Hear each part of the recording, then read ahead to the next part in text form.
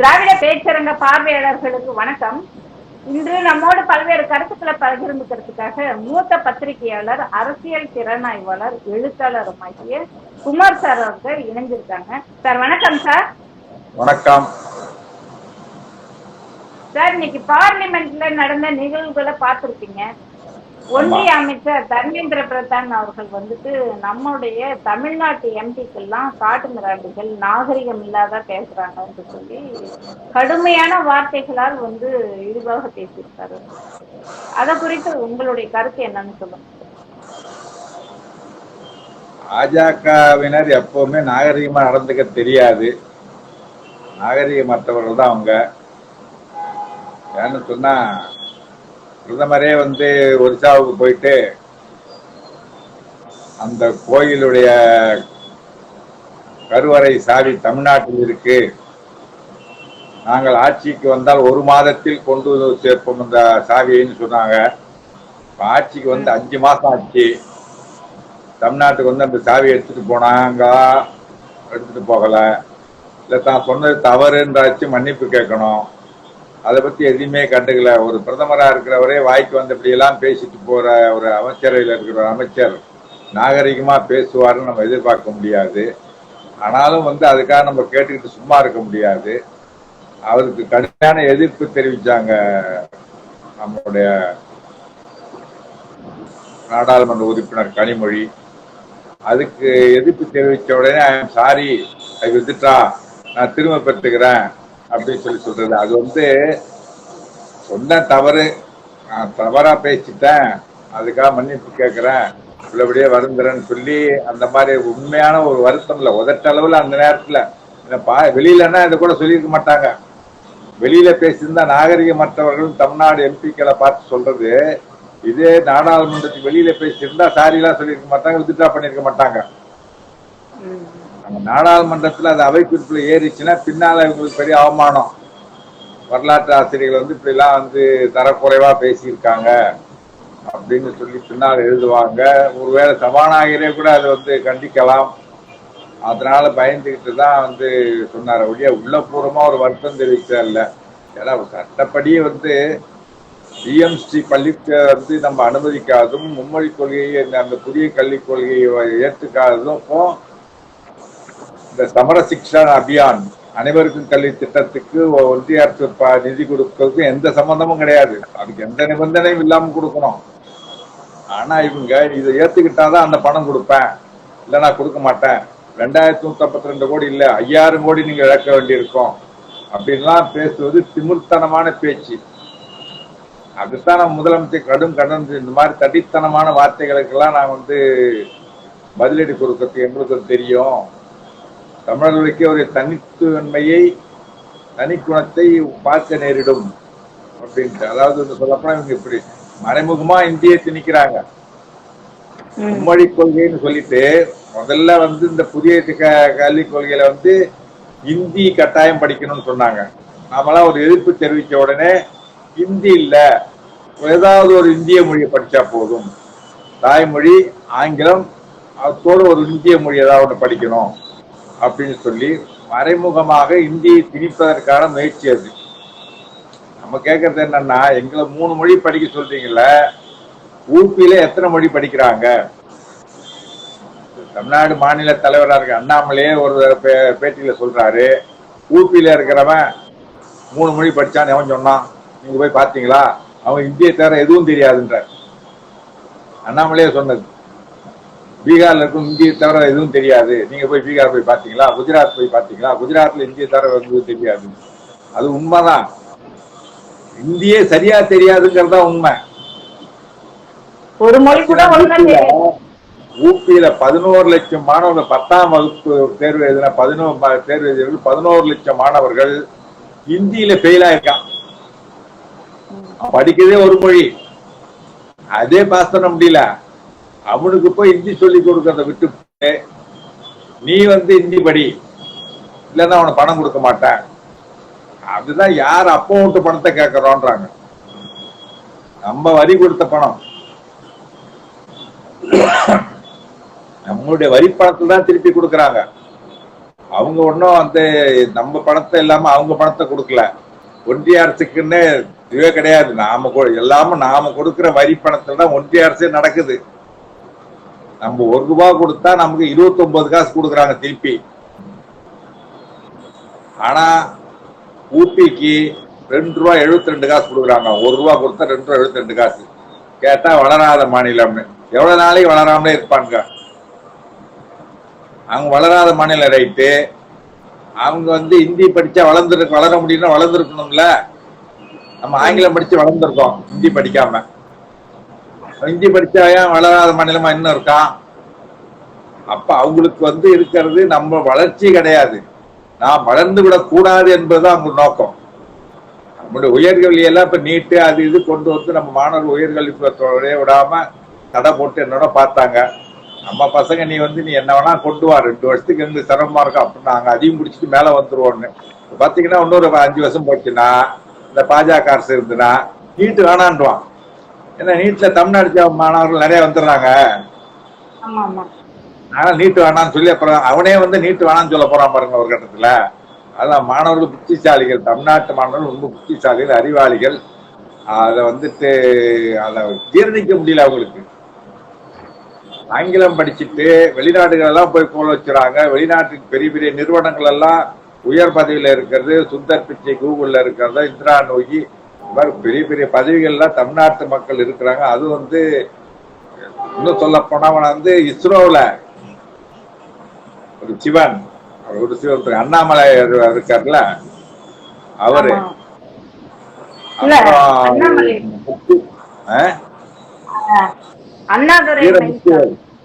வீரமுத்துவேல், அது மாதிரி இருக்கிறவங்க எல்லாம் வந்து சாதிச்சு படிச்சவங்க பூரா ஹிந்தி படிக்காதவங்க மட்டும் இல்ல, அரசு பள்ளியில் படிச்சு வந்தவங்க. தமிழ்நாட்டில் அரசு பள்ளியில் படிச்சவங்க தான் அங்க போய் இஸ்ரோவில் போய் கோல வச்சிட்டு இருக்காங்க. இதெல்லாம் ஜீரணிக்க முடியல அவங்களுக்கு. இதெல்லாம் ஜீரணிக்க முடியாம நம்மளை எப்படியாவது கெடுத்து குட்டிச்சோராக்கிடணும். அதாவது புதிய கல்விக் கொள்கையில முக்கியமா என்னன்னா மும்மொழி கொள்கை அப்படின்ற பேர்ல இந்திய மறைமுகமா திணிப்பாங்க. அதுக்கப்புறம் சான்ஸ்கிரிட் படிப்பாங்க 2. அதை தாண்டி ஒண்ணு இருக்கு. 3ஆம் வகுப்பு வரை, 5ஆம் வகுப்பு, 8ஆம் வகுப்பு அரசு தேர்வு ரொம்ப தேவையா? அத பத்தி அதிகம் பேசுறதே இல்லை நம்ம. அதாவது ஒன்றிய அரசு ஒரு சட்டம் கொண்டு வந்தாங்க. டிரைவிங் லைசன்ஸ் இருக்குல்ல, லாரி ஓட்டுற அவங்க எல்லாம் ஓட்டுறாங்கல்ல, டிரைவிங் லைசன்ஸ் ரொம்ப அதிகம் படிக்க முடியல. 5வது 6வதோட படிச்சுட்டாங்க. ஏதாவது செஞ்சாகணும். ஒரு டிரைவிங் லைசன்ஸ் ஃபைன், டிரைவர் ஆகும், டிரைவிங் கத்துக்கிட்டு இருந்ததுக்காக டிரைவிங் லைசன்ஸ் அப்ளை பண்ணிட்டு இருந்தாங்க. அவனை கெடுக்கிறதுக்காக என்ன பண்ணாங்க, 8வது பாஸ் பண்ணியிருந்தாதான் டிரைவிங் லைசன்ஸ் ஒன்றிய அரசு ஒரு சட்டம் போட்டு. என்னடா அதிகம் தொழில் இதுவும் கட்டுடும் போல இருக்க அப்படின்னு கலைஞர் என்ன பண்ணாரு, 8வது வரைக்கும் ஆல் பாஸ்னார். தேர்வு எழுதிட்டான், அவன் படிக்கிட்ட தேர்வு எழுதிட்டான், பாஸ்போர்ட் எல்லாருக்கும் அப்படின்னு. இப்ப இவங்க என்ன பண்றாங்க, 3ஆவதுல தேர்வு வச்சு வடிகட்டு, 5வது அரசு தேர்வு வச்சு வடிகட்டு, 10ஆம் வகுப்பு 12ஆம் வகுப்புல எப்படி தேர்வு வைக்கிறோம் அது போல 3ஆம் வகுப்புக்கு அரசு தேர்வு, 5ஆம் வகுப்பு அரசு தேர்வு, 8ஆம் வகுப்பு அரசு தேர்வுனா கிராம பகுதியில் என்ன பண்ணுவாங்க, குழந்தைங்க அந்த குழந்தைங்களுக்கு படிக்கணும்ன்றது கூட இருக்காது. 3வது படிக்கிற மாணவர்களுக்கு என்ன அரசு தேர்வு தெரியும், அதை வச்சு அது ஃபெயில் ஆயிட்டுன்னு சொன்னா என்ன பண்ணுவாங்க, அதோட நிறுத்திடுவாங்க. கிராம பகுதியில் பார்த்தீங்கன்னா ஃபெயில் ஆயிட்டு இல்ல, ஸ்கூலுக்கு போகணும், நீ போய் மாடி மேயி புள்ள எடுத்துட்டு வா அப்படின்னு அனுப்பிச்சிருவாங்க. இந்த மாணவர்கள் படிக்க விடாம தடுக்கிறதுக்கு டிராப் அவுட் அதிகமாகும், இடைநிற்றல் அதிகமாயிடும். ஃபெயில் ஆயிட்டா திரும்ப ஸ்கூலுக்கு அனுப்ப மாட்டாங்க கிராமத்து மக்கள். அதனால இந்த மாணவர்களை அதை தெரிஞ்சுக்கிட்டு இதை படிக்க விடாம பண்றதுக்கு என்ன உண்டோ அதை தான் இந்த புதிய கல்விக் கொள்கை கொண்டு வருது. இந்த காரணங்களுக்காகத்தான் எதிர்க்கிறாங்க. அதுல தனியா ஒரு சட்டம் போட்டாப்ப 8வது வரைக்கும் ஆல் பாஸ் போடக்கூடாது அப்படின்னு போயா நாங்க போடுவோம்ட்டோம். ஏன்னா மாநில அரசு கல்வி வந்து மாநில அரசு முழுக்க முழுக்க கல்வி மாநில அரசு கண்ட்ரோல்ல தான் இருந்துச்சு. எமர்ஜென்சி பில் அங்க கொண்டு போனாங்க. ஆனாலும் ஒத்திசைவு பட்டியல தான் இருக்கு. மாநில ஆனா இந்திய அரசு ஒரு சட்டம் 15 போட்டாலும் வருஷம் மத்திய அரசு இது காங்கிரஸ் மாநில அரசு கூட அரசு ஒப்புக்கொண்டால்தான் அதை செய்ய முடியும். ஆ, ஒன்றிய அரசு கட்டாயப்படுத்த முடியாது நம்மள. அதனாலதான் முடியாதுன்னு சொல்லிட்டாங்க. 5000 கோடி இழக்க வேண்டி இருக்கும்னா 5000 கோடி இல்ல 10,000 கோடி இழந்தாலும் இந்தியை ஏற்றுக்கொள்ள முடியாது அப்படின்னு முதலமைச்சர் வந்து திட்டவட்டமா துணிச்சலா அவர் அறிவிக்கிறார். அதை அவனால் பொறுத்துக்க முடியாம அத அந்த வன்மத்தை கக்கிறதுக்காக நம்மளுடைய மக்களவை உறுப்பினர்கள் நாடாளுமன்ற உறுப்பினர்களை பார்த்து நாகரிகமற்றவர்கள் அநாகரிகமா நடந்துக்க அப்படின்னு சொல்லி அநாகரிகமா பேசியிருக்கார். ஒரு தரங்கட்ட ஒரு அமைச்சர் அவருடைய தரத்தை வெளிப்படுத்தி இருக்கிறாரு. அது வந்து அங்க இருக்கிற எம்பிக்கள் தனி மனிதர்கள் அல்ல. நாடாளுமன்ற தமிழ்நாட்டிலே போய் நாடாளுமன்ற இருக்கும் ஒவ்வொரு மக்களால் தேர்ந்தெடுக்கப்பட்ட மக்களுடைய பிரதிநிதிகள், தமிழ்நாட்டு மக்களுடைய பிரதிநிதிகள். இன்னும் சொல்லப்போனா ஒட்டு மொத்தமா 39க்கு 39 தேர்ந்தெடுத்து அனுப்பியிருக்காங்க திமுக கூட்டணி வேட்பாளர்கள். அப்போ ஒட்டுமொத்த தமிழக மக்களுடைய பிரதிநிதிகள். அவங்க ஒரு கட்சி, இந்த கட்சியில அந்த கட்சியில் 2 பேர் இருக்காங்கன்னா ஒட்டுமொத்தம் சொல்ல முடியாது. 39 தொகுதி 39ம் திமுக கூட்டணி வெற்றி பெற்று போயிருக்காங்கன்னா ஒட்டுமொத்த தமிழ்நாட்டு மக்களுடைய பிரதிநிதிகளை பார்த்து நாகரிகமற்றவர்கள் சொல்றாங்கன்னா அது தமிழ்நாட்டு மக்களை பார்த்து நாகரிகமற்றவர்கள் சொல்றதான் பொருள் கொள்ள வேண்டியிருக்கு. அது மாதிரி திமிர்த்தனமான பேச்சு. அது கடும் எதிர்ப்பு கனிமொழி அவர்கள் தெரிவித்த உடனே நான் வித்ட்ரா பண்ணிக்கிறேன், நான் சாரி அப்படின்னு சொல்லி பூசி மொழி தப்பிச்சு ஓட பார்க்கிறாரு. அரசியல் சாசனத்துக்கு எதிராக, அரசியல் சட்டத்துக்கு எதிராக இந்த பணம் கொடுக்க மாட்டேன், மும்மொழி கொள்கை ஏற்றுக்கணும், புதிய கல்விகளை ஏற்றுக்கணும், பிஎம்சி பள்ளிக்கு கையெழுத்து போடணும், இதெல்லாம் போட்டா பணம் கொடுப்பேன், பணம் கொடுக்க மாட்டேன்னு சொல்றது திமிர்த்தனமான சர்வாதிகாரமான பேச்சு. கூட்டாட்சி தத்துவத்துக்கு எதிரானது, மாநில உரிமைகளுக்கு எதிரானது.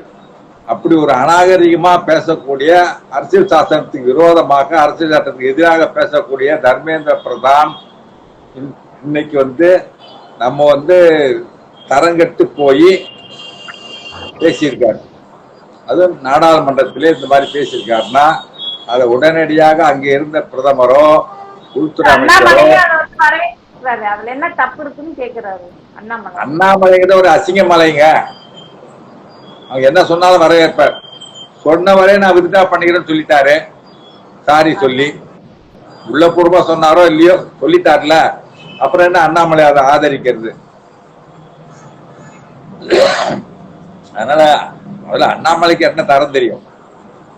ஒரு முதலமைச்சரை பார்த்து வா போன்று பேசுறது, மக்களால் தேர்ந்தெடுக்கப்பட்ட ஒரு மாபெரும் தலைவர், தமிழ்நாட்டில் மட்டுமில்லை இந்தியாவிலேயே மிகச்சிறந்த முதல்வர்னு பேர் வாங்கக்கூடிய ஒரு முதலமைச்சரை அவர் போய் வா போன்னு பேசுறதோ, துணை முதலமைச்சரை வாடா போடான்னு ஒருமையில பேசுறதோ இது நாகரிகமா? அரசியல் நாகரிகமா?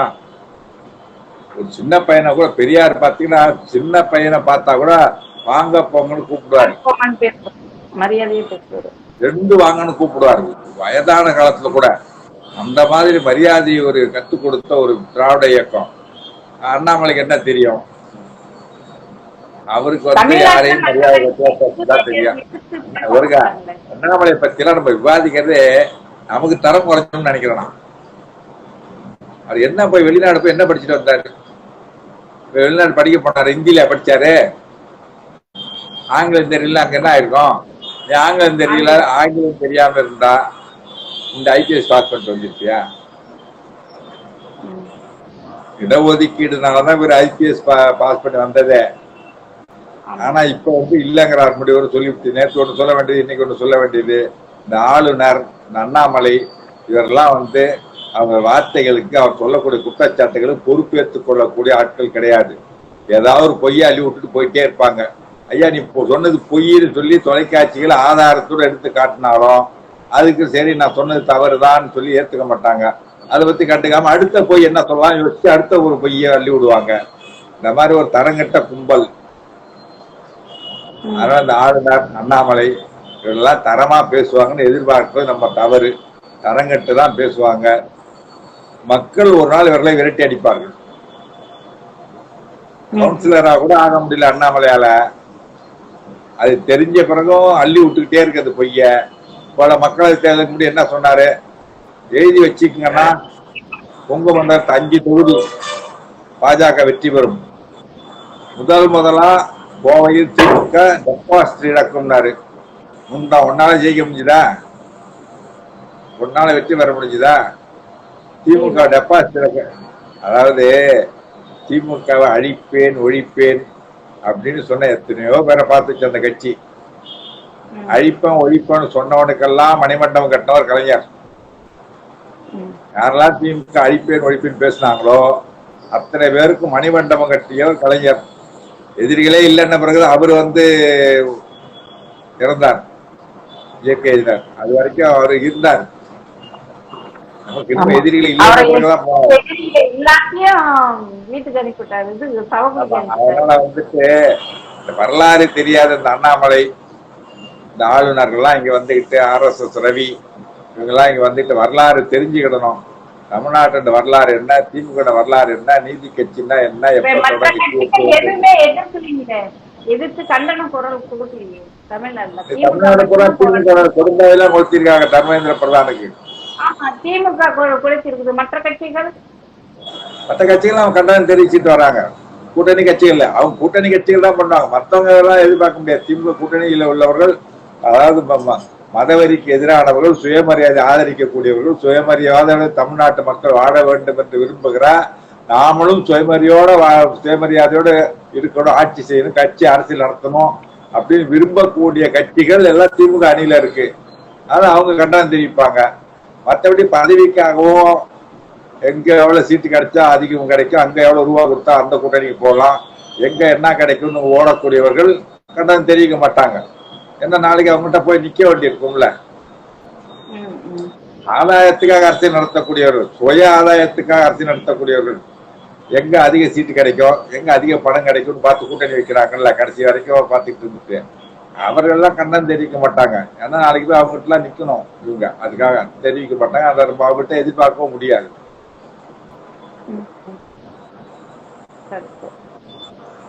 அதிமுக கூட கண்டனம் தெரிவிக்காம இருக்கு. அவங்க பிரதான எதிர்கட்சி. அதிமுக கண்டனம் தெரிவிக்க மாட்டாங்க, வேடிக்கை பார்த்துட்டு தான் இருப்பாங்க. நாளைக்கு பிஜேபி கூட கூட்டணி வைக்க வேண்டிய சூழல் ஏற்படலாம். அது மட்டும் இல்ல, நீங்க கண்டனம் தெரிவிச்சா அங்கிருந்து இடி வரும். ஒரு நாகரிகத்தை பத்தி யார் பேசுறது? மக்களவையில ஒரு பாஜக MP என்ன பண்ணாங்க, ஆராசா பேசும்போது, நம்ம நாடாளுமன்ற உறுப்பினர் ஆராசா பேசும்போது ஒழுங்கா இருங்க இல்லைன்னா அவங்க வீட்டு இடி வரும்னு மிரட்டினாங்க ஒரு MP. அது மாதிரிதான் அண்ணாமலையும் சொல்லுவாரு இடி வரும் அப்படின்னு. இடி என்ன, இடிக்கு இவரு சீஃப் டைரக்டரா சொன்னா இடி வர்றதுக்கு கட்டுப்பாட்டுல தானே இருக்கு. பேசுறாங்க. இந்த மிரட்டல் உருட்டல் இதெல்லாம் எமர்ஜென்சியே பார்த்துட்டு வந்த ஒரு இயக்கம் திமுக. இந்த மாதிரி இந்த அண்ணாமலை போன்ற அரைவேக்காடுகளின் மிரட்டலுக்கெல்லாம் திமுக என்னைக்கு அஞ்சாது. அதெல்லாம் இவரு முதல்ல இன்னைக்கு ரொம்ப யோக்கிய சிகாமணி மாதிரி பேசுறாரு. இன்னைக்கு வரைக்கும் அந்த வாட்சிக்கு பில்லு கொடுக்க முடியுதா உன்னால? அண்ணாமலை ஃபைல்ஸ் அப்படின்னு திமுக ஃபைல்ஸ் 1, 2 ஏதோ விட்டு இல்ல, ஏதாவது ஒண்ணுக்கு ஆதாரம் கொடுக்க முடியுதா உன்னால? ஆதாரம் முடியாது, நீ கோர்ட்டுக்கு வானா அந்த ஆதாரம் நீ தானே கொடுக்கணும். என்னையே கேட்க கூடாது, பத்திரிகையாளர் நீங்க ஆதாரத்தை தேடணும். ஏன்னா சொல்றது நீ, ஆதாரம் தேடுறது பத்திரிகையாளர்ல. இந்த மாதிரி இந்த அண்ணாமலை எல்லாம் பொய் மட்டுமே அவங்க முதலீடா வச்சுக்கிட்டு அள்ளி விட்டு பேசிட்டு இருக்கிறது. உறக்க கட்டிவிட்டா உடனே மக்கள் ரொம்ப நம்பிடுவாங்களா? உன்னதான் ஓரம் கட்டி உட்கார வச்சிருக்காங்க. நீ ஏதோ என் மக்கள் என் மண்ணா, ஏதோ ஒரு நடைவண்டி யாத்திரை போனார்ல, நடைவண்டி யாத்திரை போனார் தமிழ்நாடு பூரா. போய் ஒன்னால என்ன ஓட்டு வாங்க முடியுதா?